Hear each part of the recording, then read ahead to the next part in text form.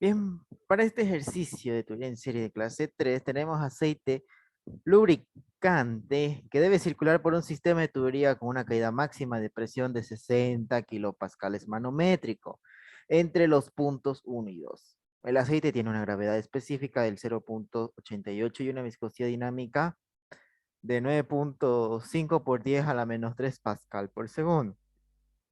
Bien. Determina el flujo volumétrico a la cual circula el aceite, despreciando la energía cinética y la energía potencial del sistema. Ahora, el diagrama es este. Bien, básicamente analizamos una pequeña sección de una red de tuberías en donde nos pide analizar o calcular el caudal a la que se mueve el fluido del punto 1 al punto 2, bien, donde se tienen los manómetros. Y a lo largo de su trayectoria tenemos una válvula mariposa abierta por completo, codo estándar a 90 grados, bien, y una tubería de acero comercial de 6 pulgadas de cédula 40. Sencillo. Ahora, como bien les dije, es analizar del punto 1 al punto 2, o como estamos acostumbrados, del punto A al punto B. Calcular cuánto tendría el caudal cuando el fluido se mueve entre esos dos puntos de análisis. Ahora, como ya es costumbre, necesitamos recopilar los datos antes de iniciar con el problema. En este caso tenemos aceite con una gravedad específica del 0,88 dimensional y una viscosidad dinámica de 9,5 por 10 a la menos 3 pascal por segundo. Bien, sabemos que la gravedad específica simplemente es la densidad del fluido a la que pertenece la gravedad específica dividido entre la densidad de un fluido de referencia. En este caso, se toma en cuenta el agua como un fluido de referencia, porque normalmente se asume que la densidad del agua es de 1000. Entonces, despejo de aquí la densidad del aceite, voy a tener gravedad específica multiplicado por la densidad del agua. Bien, sabiendo que la densidad del agua es 1000 kilogramos por metro cúbico, vamos a tener que la densidad del aceite es 880 kilogramos por metro cúbico. Bien. Ahora, en cambio, el peso específico simplemente es multiplicar la densidad por la gravedad. Y como ya tengo la densidad y la gravedad sé que es un dato conocido, voy a tener que el peso específico es de 8632 newton por metro cúbico. Pero si lo podemos reducirlo, vamos a tener que el peso específico es de 8,63 kilonewton por metro cúbico. Bien, y con eso ya tenemos, en base a la gravedad específica, tenemos la densidad y el peso específico, que nos sirve para resolver el problema. Ahora, para datos de la tubería sabemos que es de acero comercial de cédula 40. Entonces nos vamos a la tabla F1 de mecánica de fluido de Robert Modi y vamos a encontrar su diámetro interno y su respectiva área de flujo. ¿Ok? Esos datos recopilamos. Luego nos vamos a la tabla 8.2 de mecánica de fluidos de Robert Modi para encontrar el tema de la rugosidad. Ya sabemos que la rugosidad para acero comercial es de 4,6 por 10 a la menos 5 metros. Y finalmente, como tenemos un diámetro definido y sabemos que es acero comercial, por si acaso hallamos su factor de fricción que se ocupa en los accesorios. Y entonces nos vamos a la tabla 10.5 de mecánica de fluido y en base al diámetro nominal vamos a tener que el factor de fricción es el 0,015 adimensional. Y con eso tenemos calculados los datos que se precisa de la tubería. Ahora, para accesorios, ¿qué accesorios se ve dentro de esta gráfica? Tenemos dos codos estándar y una válvula de mariposa abierta por completo, ¿no? Entonces tenemos dos tipos de accesorios. Entonces, para ello, nos vamos a la tabla 10.4 de mecánica de fluido Robert Mott. Bien, ya saben que esconde estándar a 90, por ende, Su longitud equivalente y diámetro adimensional es de 30. En cambio, la válvula mariposa abierta por completo es de 45. Ya sabemos que son dos codos y una válvula. Bien. ¿Hasta aquí alguien tiene alguna duda en cuanto a la recopilación de datos?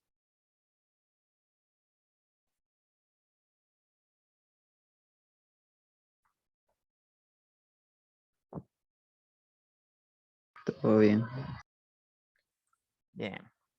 Porque ya en la anterior identía les expliqué paso a paso cómo vamos a hallar esos datos de gráfica, de tabla, ¿no? Entonces, recordando el objetivo del problema es calcular el flujo volumétrico que circula por el aceite. Para ello vamos a ocupar el balance de energía mecánica o la ecuación de Bernoulli.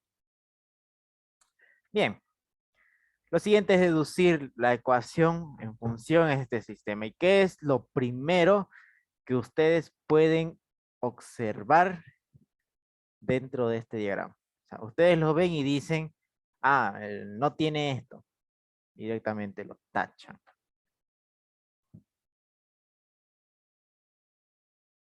Si alguien puede responder. No hay elevación. No. Dentro de la trayectoria A al punto B, ¿qué es lo que ven ustedes? Que al ver la ecuación de Bernoulli, ustedes directamente pueden tacharlo. Según este diagrama. La altura. Tampoco. HA. Exacto. ¿Ven algún equipo que se encargue del movimiento, que se encargue de desplazar el fluido a lo largo de esos dos puntos? No. Si lo hay, debe estar fuera. Pero aquí solo nos concentramos en analizar todo lo que suceda del punto A al punto B. Bien. Si no se ve ningún equipo o no se contempla ningún equipo, no hay energía suministrada a mi sistema. Por ende, lo que es más fácil simplificar es HA. Ahora, ¿qué más podemos simplificar dentro de este problema? Si ya simplifique HA.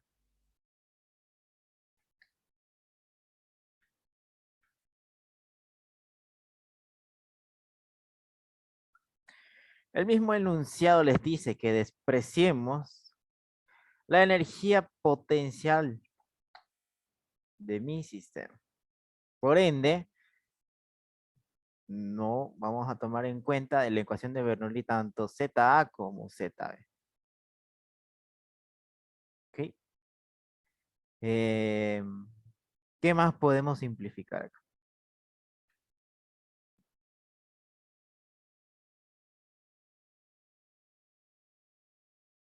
Si vemos el diagrama.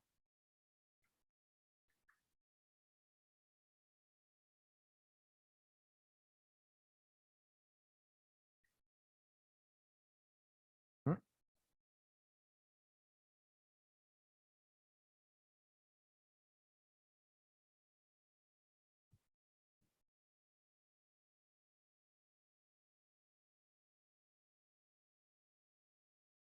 Nadie.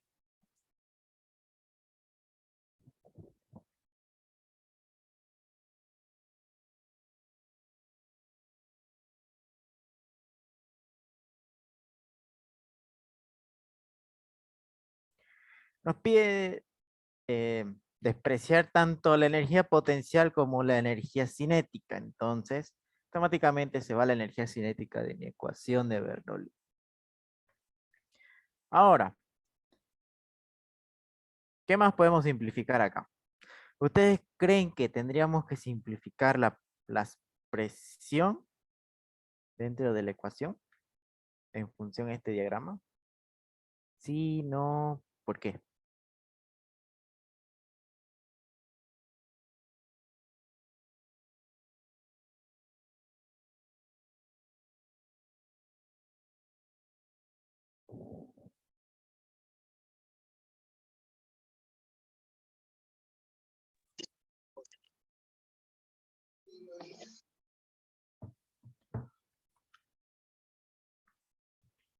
yo les había dicho que la única forma de que se simplifiquen las presiones es cuando estas sean iguales. Y la única forma de que sean iguales es cuando ambas están expuestas a presión atmosférica. En cambio, cuando están expuestas a presión manométrica o directamente ven como este sistema que no están expuestos al medio exterior, entonces, por lo general, sus presiones no son iguales. Bien.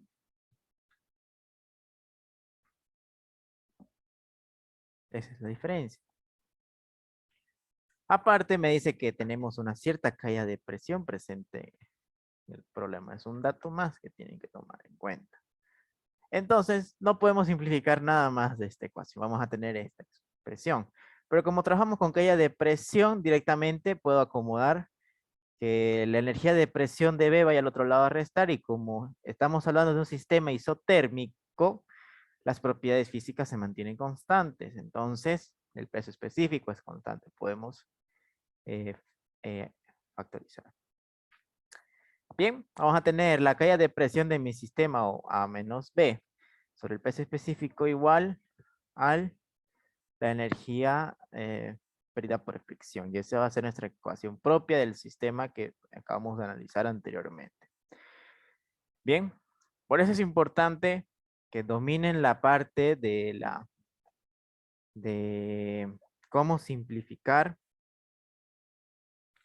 la ecuación de Bernoulli. Bien. Entonces, primeramente vamos a calcular las variables que nos falta, que la única, la pérdida de energía por fricción. Bien.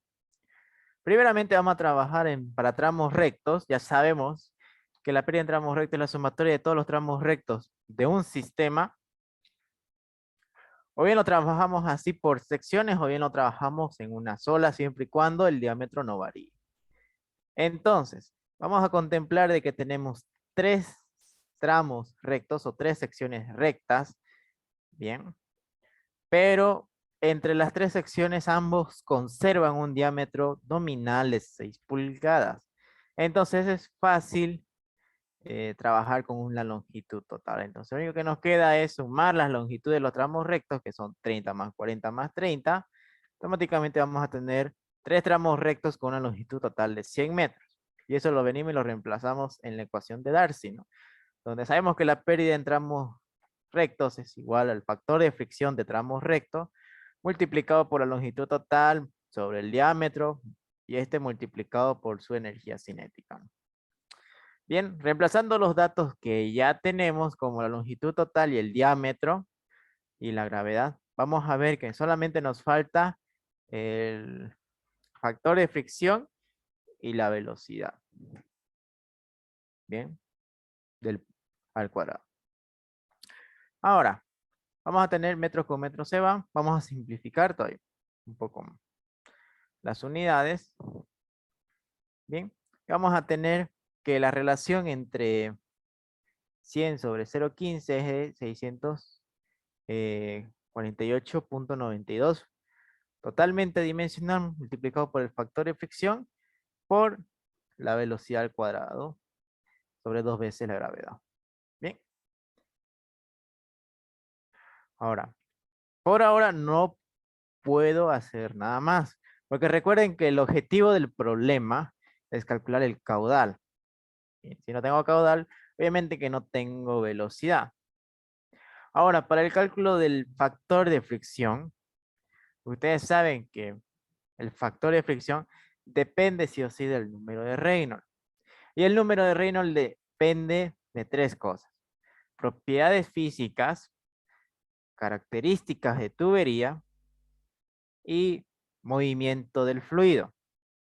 El movimiento del fluido viene sí o sí representado por la velocidad o el caudal, que es, ambos hacen la misma referencia. Si nos falta uno de ellos, no podemos calcular Reynolds. Y si no calculamos Reynolds, tampoco podemos calcular el factor de fricción. Bien, entonces Hasta aquí nomás vamos a dejar. Por ahora, para el factor de fricción en accesorios, sabemos que tenemos dos tipos de accesorios. Codo estándar a 90 y mariposa abierta por completo, ¿no?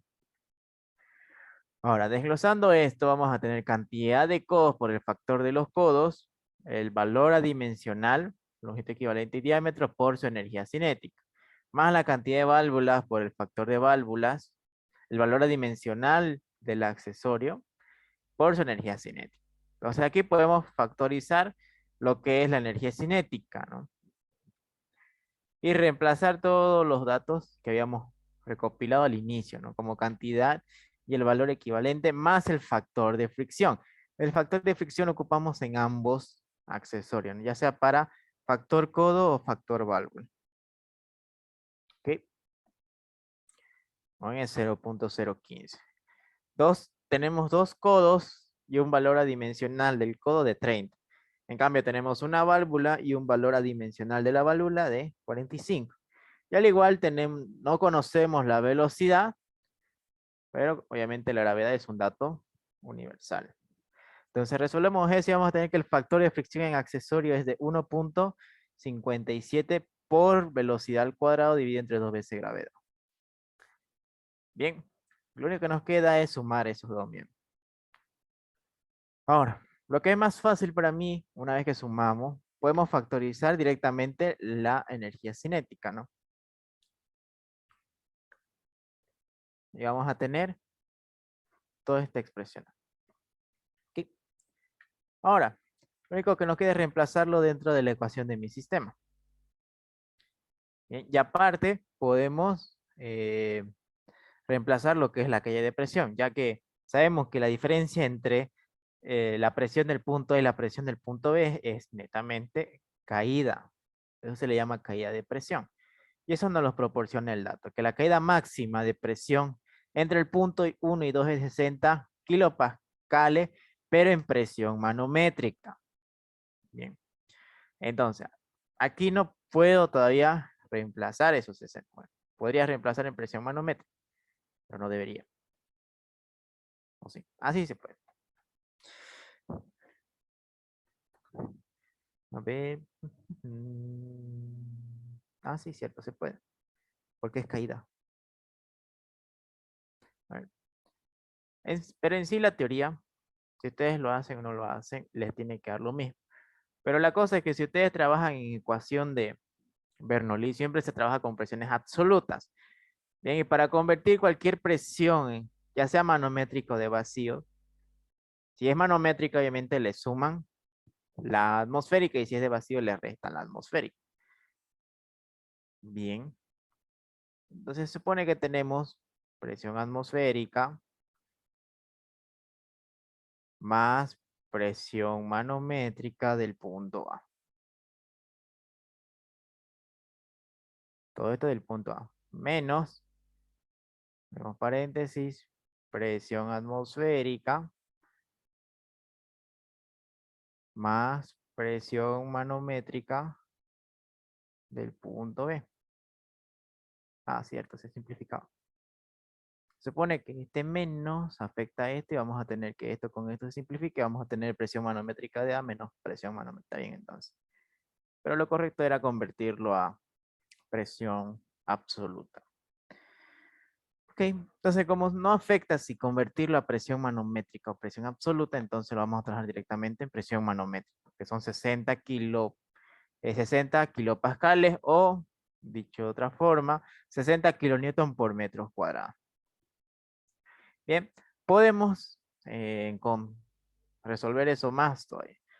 Vamos a tener que kilonewton con kilonewton se va, metro cúbico con metro cuadrado se hacen metros, entonces vamos a tener que la energía de presión entre el punto A y el punto B es de 6.95 metros. Bien. Ahora, para mí es más sencillo convertir esta ecuación en función al flujo volumétrico porque el problema me pide calcular caudal. O directamente podemos trabajar así, encontrar velocidad, pero nuevamente caudal. Pero vamos a aplicar ambos. En este caso vamos a convertir toda esta ecuación en función al caudal. Bien, para convertir la ecuación anterior. En función al caudal tenemos que partir sí o sí de la ecuación del caudal. Caudal es igual a velocidad por área de flujo. Yo sé que la velocidad, si despejo de la velocidad voy a tener caudal sobre área de flujo. Si a la velocidad la elevo al cuadrado, entonces voy a tener caudal al cuadrado por área de flujo al cuadrado. Y eso vengo y lo reemplazo, o reemplazo en sí lo que es el área. Bien, y eso lo reemplazo dentro de la forma. Tengo velocidad al cuadrado y toda esta expresión de acá vengo y lo reemplazo a la energía cinética. Bien, ahora voy a tener toda esta ecuación en función al caudal. Simplemente me queda reducir, básicamente resolver todo el denominador que se encuentra de la energía cinética. Bien, que es de 0.0036 metros a la quinta por segundos al cuadrado. ¿Okay? Y como el problema me pide calcular el caudal, bien, entonces voy a despejar caudal. Entonces, para despejar caudal, simplemente tengo que llevar todo lo que esté multiplicando a dividir y todo lo que esté dividiendo a multiplicar, ¿no? Y como está elevado al cuadrado, la única forma de eliminar lo cuadrado es llevando el otro miembro como raíz cuadrada. Bien, y vamos a tener que el caudal es igual a la raíz cuadrada del 0.025 metros a la sexta por segundo, dividido entre la sumatoria del producto de 448.92 por el factor de fricción, más 1.57. Bien, entonces con esto ya tengo la ecuación para poder calcular el caudal. Pero aquí me hace falta calcular o tener como dato el factor de fricción, porque sin el factor de fricción no puedo calcular el caudal. Okay, ese es el pequeño detalle. Ahora, aquí es donde el ingeniero aplica tanteo, ¿no? Bien, o como, por lo general aplica un método numérico. No sé si era Newton-Raphson o no, me acuerdo qué método era. La cosa es que ustedes se dan un valor arbitrario. ¿Ok? Ese valor arbitrario tienen que comprobar de qué datos les arroja si ustedes asumen ese dato. Una vez que ustedes eh, hayan calculado el dato que se asumieron, comparan qué tan cercano, qué tan lejano está el uno con el otro. Y si está obviamente muy lejano, entonces vuelven a tantear. Si está muy cercano, entonces, y si se puede decir que están iguales, ahí termina el problema o el tanteo. Bien, pero vamos a hacerlo paso a paso. Por lo general, siempre se tantea el factor de fricción. ¿Por qué les digo eso? Porque en el factor de fricción, incluso el ingeniero les dice que tienen que partir por un dato asumido del 0.02. Bien, una vez que ustedes hayan asumido el dato del 0.02, vienen y lo reemplazan a su ecuación. Bien, una vez que ya tenemos el dato que nos hacía falta, podemos calcular caudal. Pero ese dato tenemos que comprobar todavía si el dato que me ha asumido es el correcto. Bien, ahora, ¿cómo podemos comprobar? Básicamente, si he calculado un caudal, bien, era el dato que me hacía falta para calcular un número de Reynolds. Y si ya puedo calcular Reynolds, puedo calcular nuevamente un factor de fricción. ¿Ok? Entonces, en base, bueno, primeramente yo sé que Reynolds es igual a velocidad por diámetro por la densidad dividida entre la viscosidad. Pero si yo convierto el Reynolds en función al caudal, yo ya sé que caudal es igual a la velocidad por área. Yo sé que velocidad es igual a caudal sobre área. Entonces, reemplazo dentro de la fórmula del Reynolds y voy a tener que el Reynolds es igual a caudal por el diámetro por la densidad dividida entre la viscosidad y el área. Entonces, como ya tengo el caudal calculado anteriormente, lo reemplazo junto con los demás datos como el diámetro, la densidad, la viscosidad y el área de flujo. Y al ser un dato dimensional, obviamente todas las unidades se simplifican, ¿no? Voy a tener que un Reynolds es de 3.200.390. Ya saben, Reynolds mayor a los 4.000, entonces vamos a trabajar con Colebrook. Entonces, para Colebrook, ahí es donde vamos a encontrar el dato calculado para poder comparar con el dato asumido. Bien. Entonces, si ya tengo lo que es la rugosidad y el diámetro y el Reynolds que que encontraba anteriormente, voy a tener que este dato o este valor calculado es el 0.015. ¿Ok? Y lo que sigue es comparar, como les decía. Yo me asumí inicialmente 0.02. Pero este dato, al tratar de acoplar con la ecuación, me arrojó un dato calculado del 0.015. Bien, aparentemente son iguales.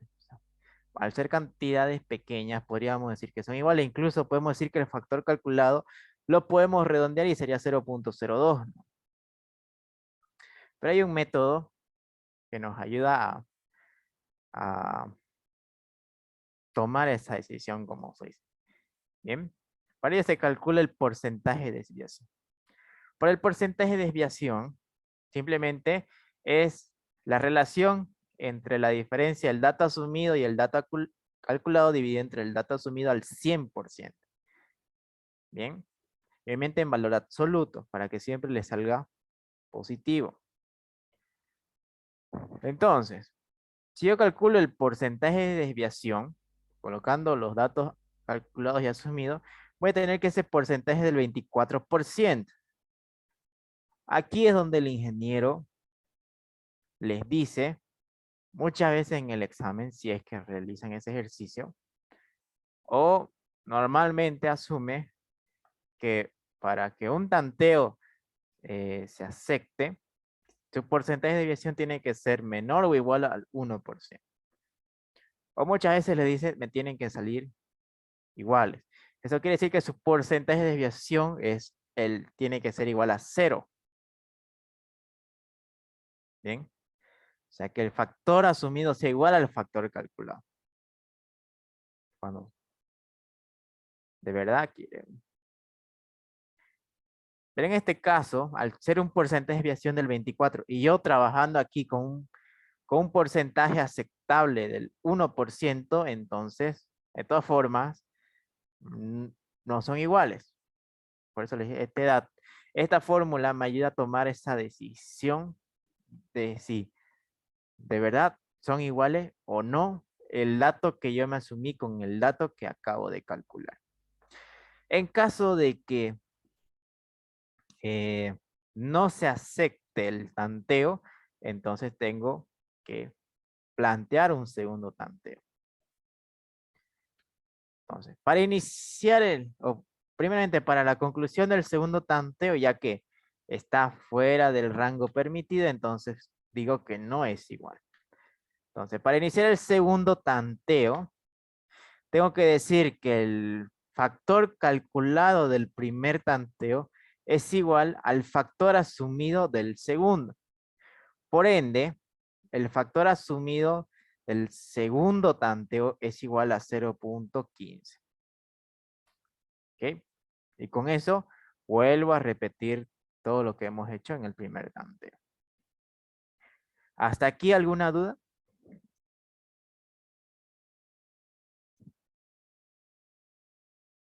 Disculpa, dijiste que, por ejemplo, el factor asumido mayormente se relaciona a 0.02, digamos, ¿no? Que tenemos que Claro. tomarlo. Pero ahorita como estamos, no es el correcto, digamos, no nos salió correcto. Entonces vamos a tomar para abajo o para arriba. Por ejemplo, ahorita nos salió 0.015.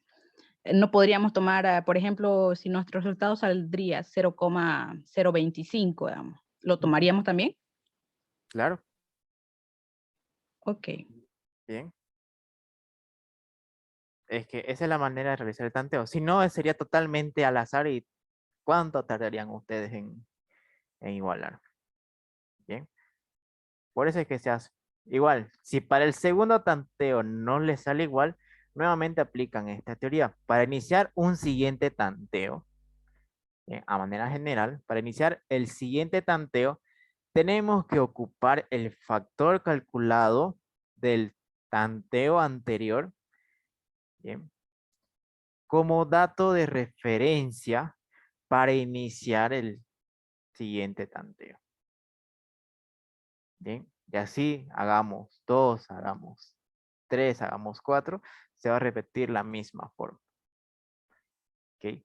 Si tenemos este dato calculado del primer tanteo, lo vamos a calcular en el asumir. Bien, si en el segundo tanteo vamos a tener un factor calculado que es diferente al asumido, entonces el factor calculado del segundo tanteo se convierte en el factor asumido para el tercero. Y así sucesivamente hasta que se cumpla la igualdad, ¿no? Cuando de verdad ambos valores sean iguales. Bien. ¿Alguna otra duda?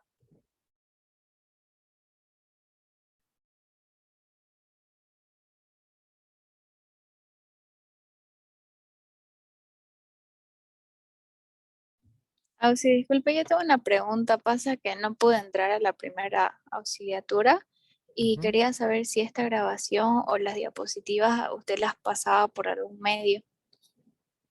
Sí, por el Classroom de la materia, donde les hacen llegar el video de la clase con el ingeniero. Ay, ya, gracias. Ahí todo lo estoy subiendo.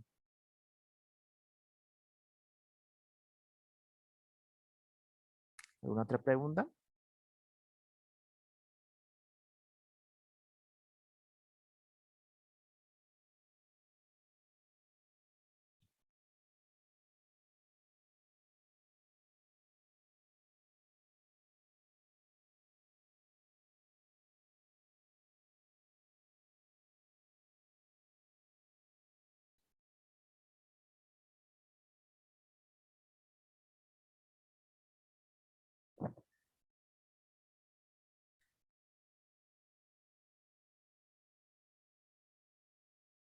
Todo claro hasta aquí.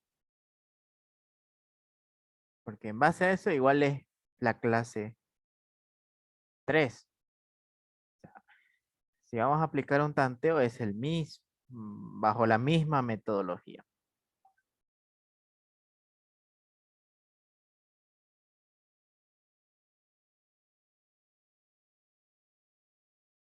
Bien.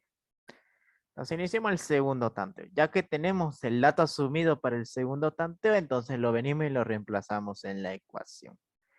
Una vez que se reemplaza, lo resuelven, y vamos a tener obviamente que el caudal es de 0.04 metros cúbicos por segundo. ¿Ok? Al ser, ustedes ya saben que al ser una raíz cuadrada, cualquier calculadora les va a lanzar un valor positivo y negativo. Obviamente se trabaja con el valor positivo. Bien, si ya tengo calculado un caudal, puedo calcular directamente el Reynolds para comprobar si lo que me asumí es correcto, ¿no? Entonces lo reemplazo el Reynolds y voy a tener que el Reynolds para este segundo tanteo es de 3.613.523. Ahora con eso calculo el factor de fricción. Bien, lo que se mantiene constante, ya saben, es la rugosidad del material y el diámetro. Aquí lo que va a variar es el Reynolds. Entonces resolvemos esto y vamos a tener que el factor calculador es del 0.01513. Bien, entonces si yo me asumí para este segundo tanteo 0.01516, el mismo sistema me arrojó un dato calculado del 0.01513. Bien, vamos a ver si cumple el porcentaje de desviación. Entonces, reemplazamos el dato asumido y el dato calculado dentro de la ecuación. Vamos a tener que el porcentaje de desviación es el 0.17%. Entonces, eso está dentro del rango permitido. Me dice que el porcentaje de desviación es del 1%. Por ahí les dice el ingeniero que su porcentaje tiene que ser igual a 0. Bien. La única forma de que su porcentaje de desviación sea 0 es que esto de aquí arriba sea 0, ¿no?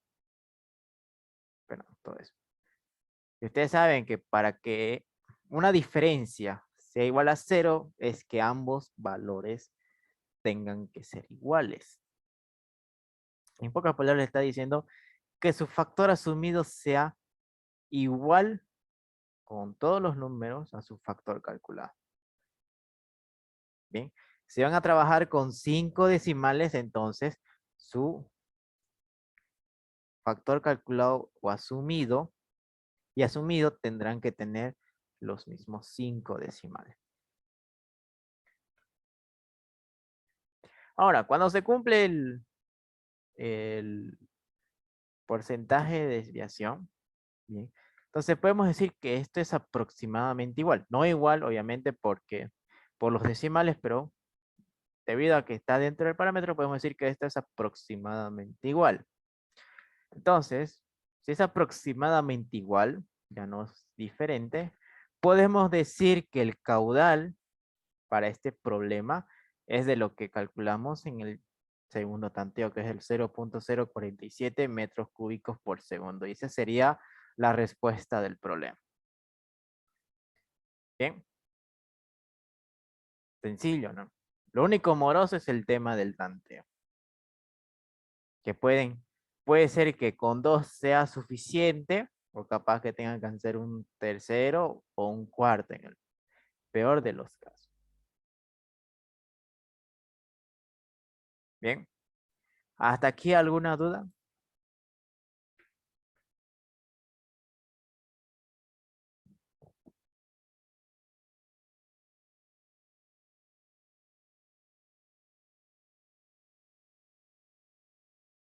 Disculpa, en la ecuación de Colebru, por ejemplo, cuando tenemos que calcular el factor de fricción, no es que está la ecuación, directamente la colocamos a la calculadora y nos bota el resultado, porque como ahí directamente lo pones el resultado, no se le hace ningún procedimiento más, ¿no? Es solamente directo lo ponemos y que bote el resultado a la calculadora.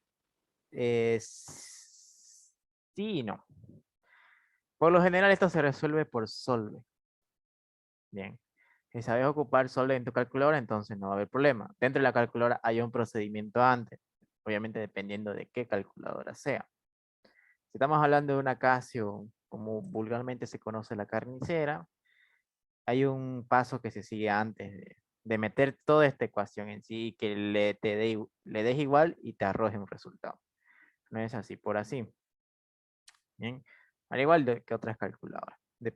Pero lo que se aplica es la función solve. Bien. Aquí lo van a ocupar muy seguido lo que es función solve. Solamente para esta ecuación, incluso cuando veamos,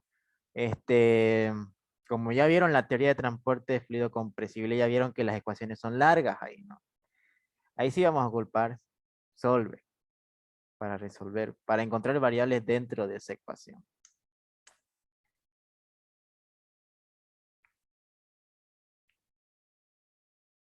Bien. Así que si no saben ocupar solve, es momento de buscar tutoriales en el YouTube.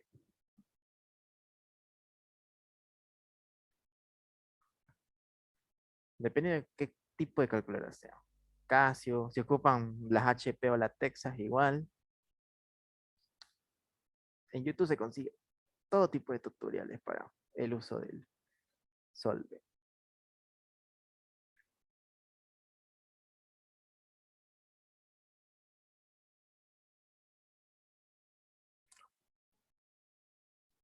¿Alguna otra pregunta más?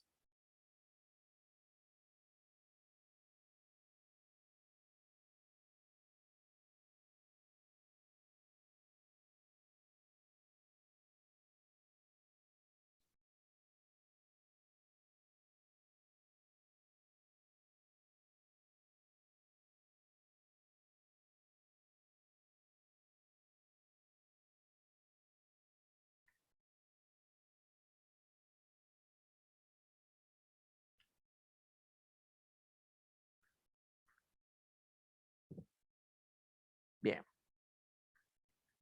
Vayamos a resolver los de clase 3, que es muy similar a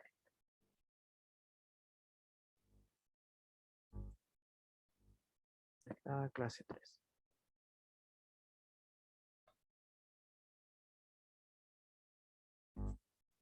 Bien, para este ejercicio, bien, tenemos que la siguiente figura se muestra que un tubo lleva agua a un césped en un campo de golf. La presión del cisterna es de 80 psi-G. Y en el punto B, es necesario mantener como mínimo una presión de 60 psi-G para dar un suministro adecuado al cisterna, al sistema de aspersión. Especifique el tamaño necesario de la tubería de acero de cédula 40 con el fin de abastecer 0.5 pies cúbicos por segundo de agua a 60 grados Fahrenheit. Bien, aquí vamos a trabajar sí con sistema inglés para que se vayan acostumbrando a- a ocupar ambos sistemas, no solamente trabajar con el sistema internacional.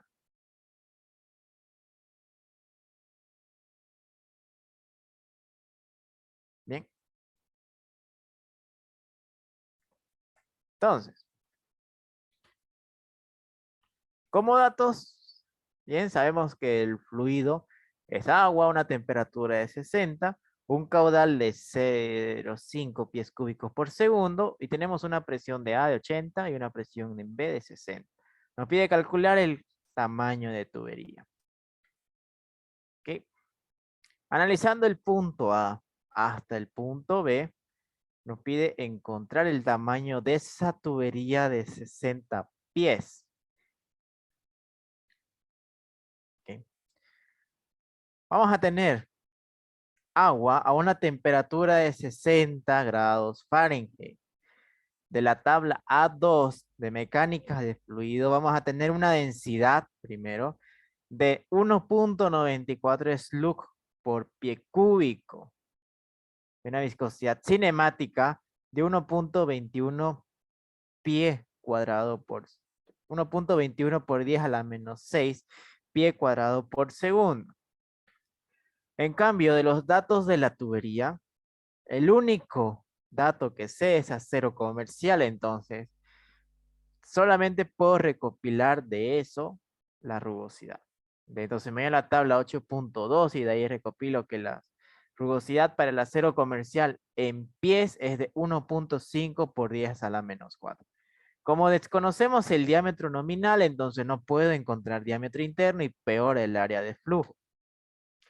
Bien, en cuanto a accesorios, veo que entre el punto A y el punto B es un tramo recto de 60 pies, entonces no presenta ningún tipo de accesorio.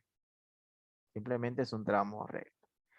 Entonces, si me pide calcular el diámetro o el tamaño de tubería, nuevamente vamos a tener que ocupar la ecuación del balance de energía mecánica. ¿Ok?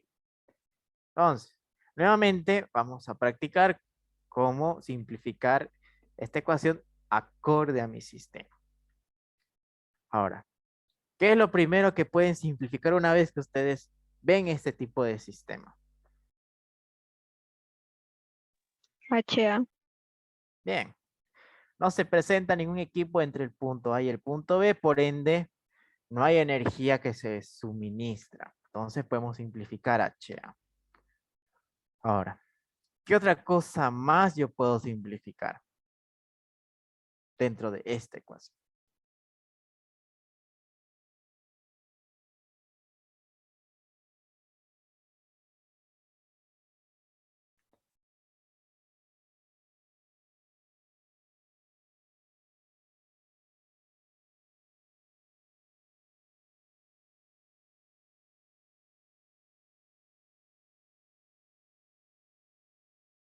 ¿Alguien?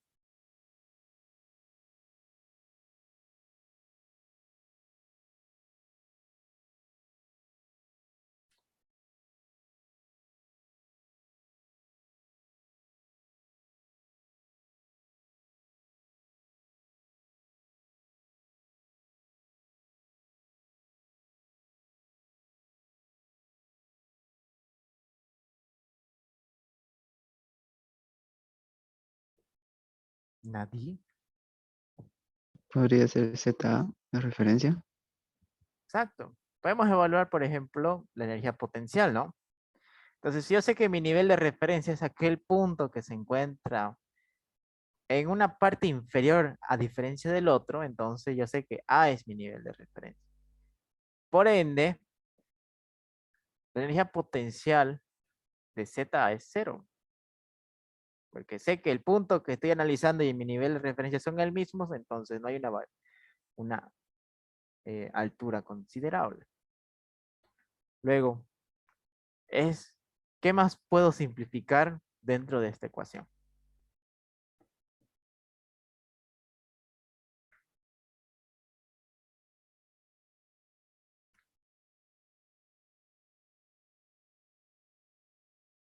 El peso específico puede ser. Velocidad inicial.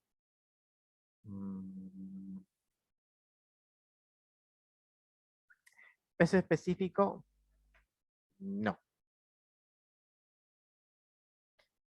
¿Ok? Porque si toma en cuenta el peso específico, es como que también podría simplificar las presiones. ¿Tienen? Cosa que no puedo hacerlo. Así de fácil, no. ¿Ok? Ahora, lo que puedo simplificar así de fácil es el tema de las velocidades. ¿Por qué? Porque entre el punto A y el punto B, ustedes ven alguna variación de diámetros. No la hay, o al menos el diagrama no lo contempla. Bien. Se mantiene constante del punto A al punto B. Entonces, si no varía el diámetro, no varía el área de flujo, por ende, la velocidad se mantiene constante. Eso ya lo habíamos hablado en la anterior ayudantía. Entonces, si la velocidad es constante, podemos eliminar las energías cinéticas de mi sistema. Ahora, una vez que ya he eliminado las energías cinéticas, nada más puedo realizar dentro de esta ecuación. Bien. Pese a que puedo decir las presiones, pero no. Uno, tengo las presiones como dato de referencia. Bien, les da el enunciado como dato, así que es imposible. Y aparte, ambas presiones están dentro de un sistema y no están expuestos a una presión atmosférica. Bien, entonces no puedo simplificar esas presiones. Acomodo esta ecuación en función, digamos, una caída de presión y voy a tener esta ecuación propia de mi sistema. Bien, y así hemos deducido toda la ecuación de Bernoulli. Ahora lo que nos sigue es encontrar las variables que faltan. Primeramente vamos a encontrar las pérdidas de energía por fricción. Bien. Lo que es más sencillo es que aquí no hay presencia de accesorios. Muchas veces el ingeniero dentro de sus exámenes les dice que desprecien accesorios. O si no, les plantan estos tipos de ejercicios en donde la pérdida en accesorio no se contempla. Bien. Solamente vamos a evaluar tramos rectos. En este caso solamente tenemos un tramo recto de 600 pies en total. Bien, entonces reemplazamos los datos que faltan y aún tenemos mucho más variables que evaluar. Tenemos 600 pies y la gravedad en unidades inglesas es de 32.16 o 32.2 pies por segundo al cuadrado.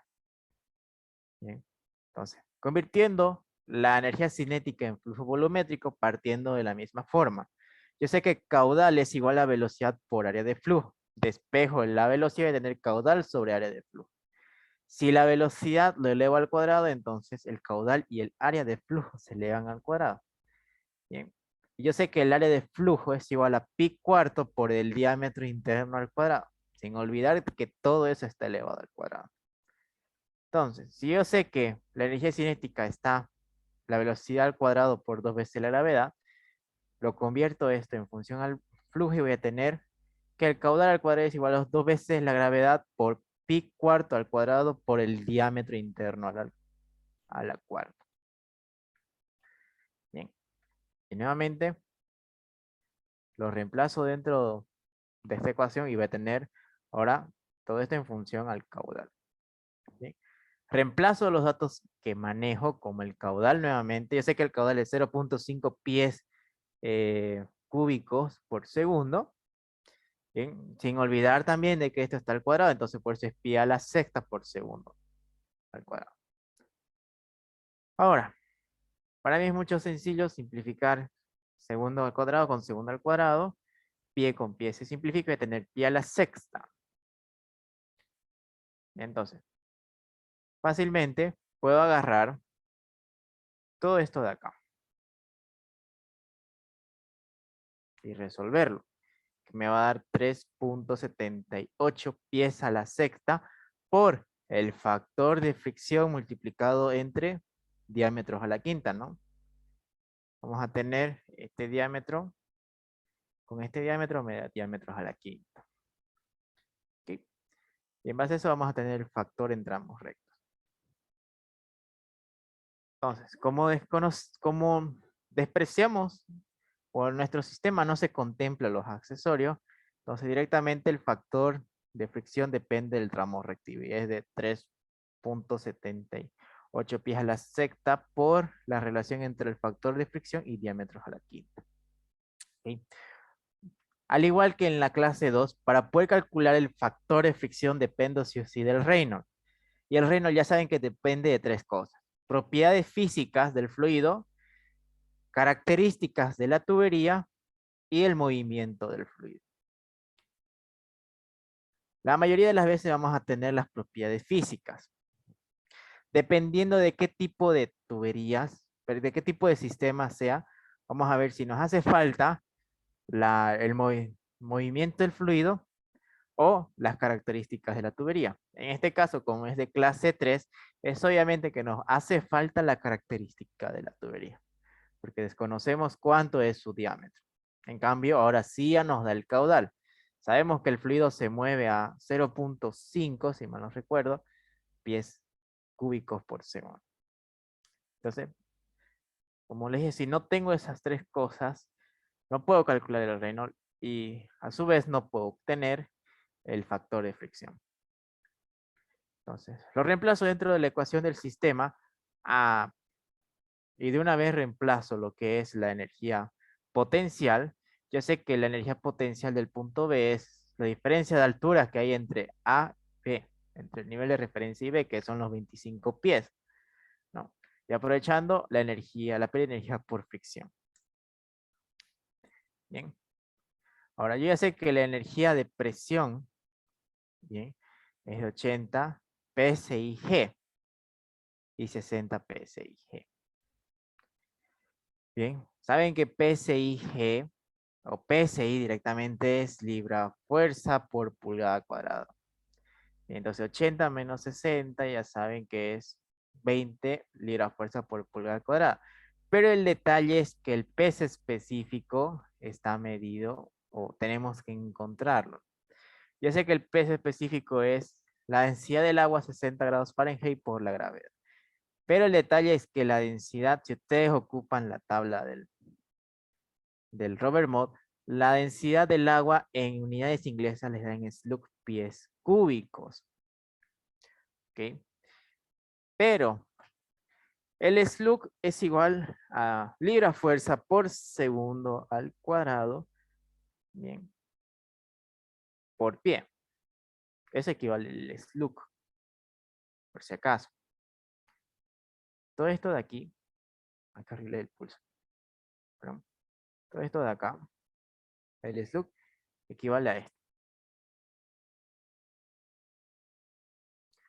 Libra fuerza por segundo sobre pie. ¿Ok? Eso equivale al slug. Entonces, simplificamos segundo con segundo al cuadrado, pie con pie, y vamos a tener que el peso específico del agua es de 62.39 libras fuerza por pie cúbico. Bien. Entonces, vengo y lo reemplazo dentro de la ecuación, obviamente restando la caída de presión, que son de 20 libras fuerza por pulgada cuadrada. Y lo primero que voy a notar es que las unidades no me cuadran. Bien. Al analizar la ecuación de Bernoulli, siempre se trabaja en unidades de longitud, ya sea en sistema internacional que me lancen metros o en sistema inglés que siempre me tiene que lanzar pies. Pero sin embargo, la caída de presión lo tengo en pulgadas, entonces sí o sí tengo que convertir esas pulgadas a pies. Entonces ustedes agarran su tabla K1 de mecánica de fluidos y ahí van a encontrar factores de conversión para diferentes sistemas y para diferentes cosas que ustedes ocupen, ya sea área, ya sea volumen, potencia. Si ustedes lo chequean con más calma, van a encontrar este tipo de conversiones. Entonces, a mí lo que me interesa es de pie a pulgada. Entonces, yo sé que es de 20 librafuerzas sobre pulgada cuadrada. Entonces, yo ya sé que según este factor es de que un pie cuadrado equivale a 144 pulgadas cuadradas. Entonces, pulgada cuadrada con pulgada cuadrada, voy a tener que la caída de presión es de 2880 librafuerzas por pie cuadrado. Bien, entonces eso vengo y lo reemplazo en vez de los 20. Voy a tener 2880 librafuerzas por pie cuadrado y ahora sí se me van a simplificar. Yo sé que librafuerza con librafuerza se va y pie cúbico con pie al cuadrado se me simplifica. Voy a tener que la caída de energía de presión es de 46.16 pies. ¿Okay? Y eso vengo y lo reemplazo en mi ecuación de mi sistema. Ahora aquí es fácil todavía simplificar más o reducir más la ecuación. Ese 25 lo llevo al otro lado a restar y voy a tener 21.16. Bien, y lo que quiero encontrar aquí es diámetro, tamaño. Entonces despejo el diámetro y voy a tener la raíz quinta de 3.78 pies a la sexta por el factor de fricción dividido entre 1.16 pies. Bien, y nuevamente tenemos una ecuación con dos incógnitas, igual que lo que hemos hecho en la clase 2. El mismo caso. Ahora, ¿hasta aquí alguien tiene alguna duda? ¿O les quedó claro todo lo que acabamos de hacer?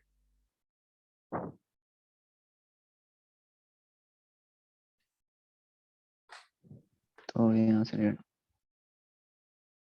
Bien. Ahora, hay sistemas, y es normal, cuando se presenta el análisis con accesorios, aquí les va a ser normal ver, digamos, un valor numérico, un valor constante, como el de acá, dividido entre diámetro al cubo o a la cuarta, cuando hay un más. Bien. Aquí no es obligatorio que lo despejen porque es complejo despejar algo así, sino dejarlo de esa manera, la ecuación entera, o la más que puedan ustedes reducir, y trabajar con solve. Bien. Ustedes le colocan solve y plantan de una vez el valor del diámetro. No es necesario despejar. Pero en este caso, como es una ecuación sencilla, fácilmente se puede despejar el diámetro. Bien. Tampoco abusen del solve, eso sí. Si para el ingeniero la ecuación es sencilla, por ejemplo, si ustedes le aplican solve a esto, ya para él está mal. Porque les dice que aquí se puede despejar fácilmente. Bien. Pero si agregan o aplican el solve en otro tipo de ecuaciones más complejas, no les hace valer. Bien. Ahora, en base a esta ecuación, ya del diámetro despejado, vamos a iniciar el tanteo. O podemos simplificar aún más. Vamos a tener que el diámetro es igual a la raíz quinta de 0,17 pies a la quinta multiplicado por el factor de fricción. Bien, y con eso iniciamos el tanteo. Nuevamente, vamos a partir con un factor asumido del 0.02.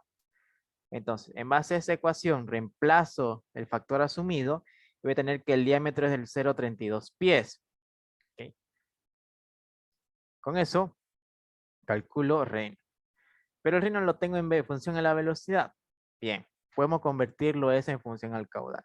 Entonces, que el caudal es igual a la velocidad por el área de flujo. Despejo la velocidad, voy a tener caudal sobre área de flujo. Y yo sé que el área de flujo es pi cuarto por el diámetro al cuadrado. Entonces, esa fórmula, ese valor lo reemplazo en el Reynolds, voy a tener Reynolds es igual a caudal por diámetro dividido entre la viscosidad cinemática multiplicado por pi cuarto de diámetro al cuadrado. Por aquí puedo simplificar diámetro con diámetro. Voy a tener que el Reynolds es igual a caudal sobre velocidad cinemática, por si acaso, no se confundan aquí. Una cosa es velocidad y otra cosa es viscosidad cinemática. Debido a que en lo virtual no hay una fórmula o no hay una ecuación de una variable que se trabaje, se parece mucho la velocidad con la viscosidad, pero escrito se denota de esta manera. Eso es viscosidad y decir esto es, incluso si le colocan su rayita aquí, su flechita, eso es velocidad. Dos cosas muy diferentes en cuanto a nomenclatura. Bien, voy a tener caudal sobre viscosidad cinemática por pi cuarto de diámetro. Entonces, reemplazo caudales, la viscosidad cinemática y el diámetro, simplificar segundo con segundo, pie con pie se hace pi al cubo y pi al cubo con pi al cubo se va, y va a tener que el Reynolds es de 1.656.085.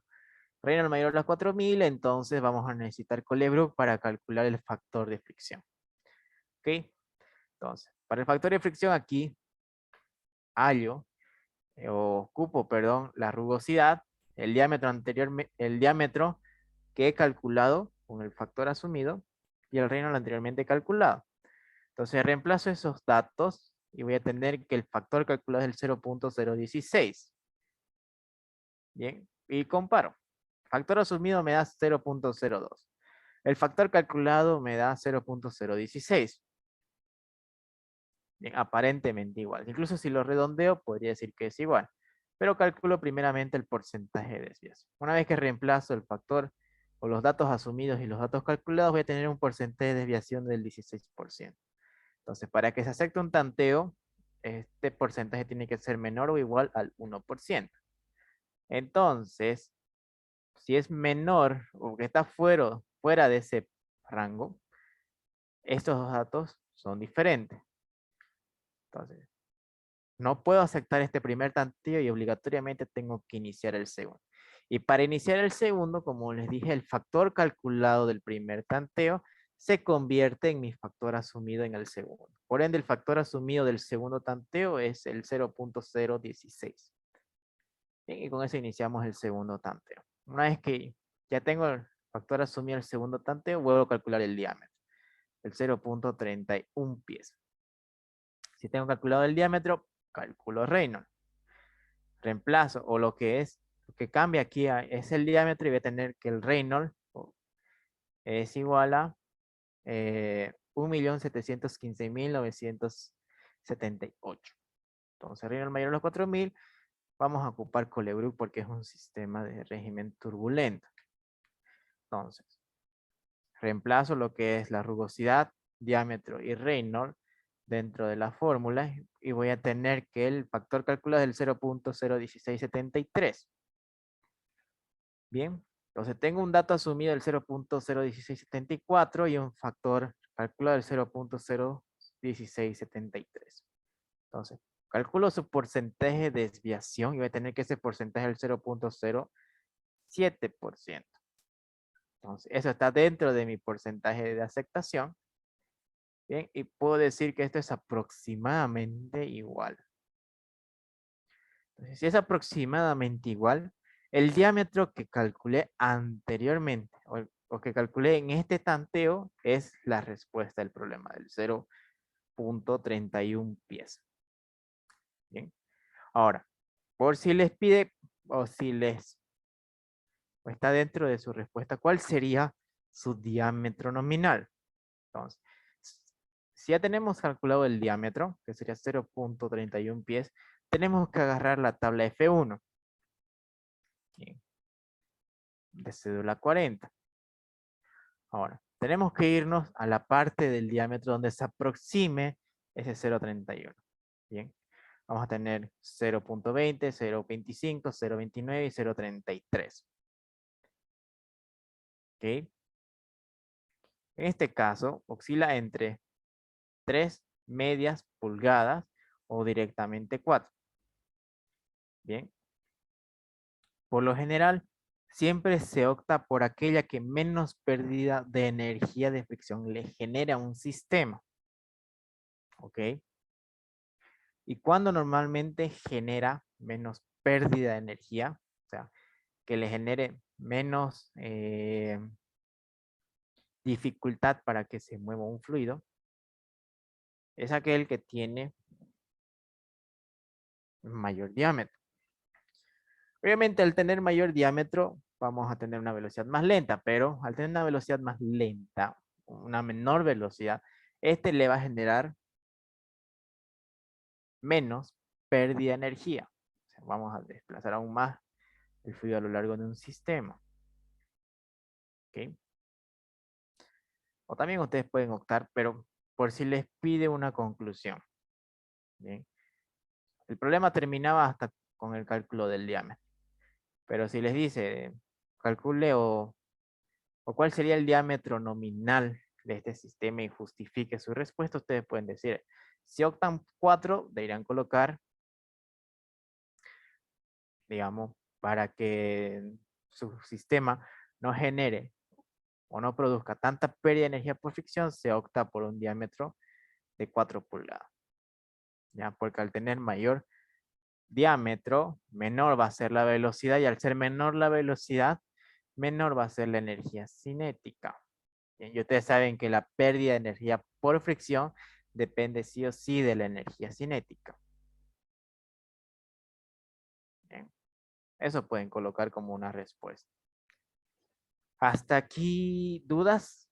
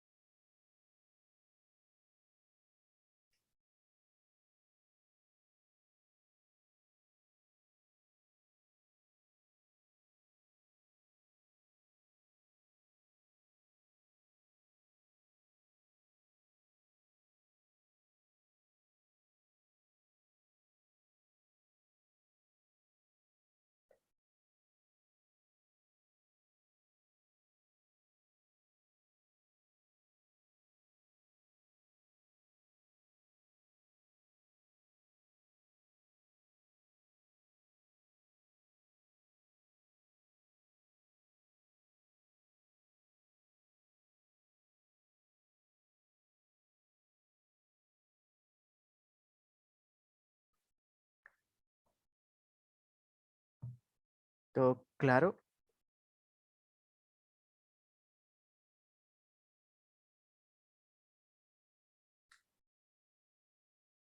Sí, auxiliar, se entendió la explicación. Bien.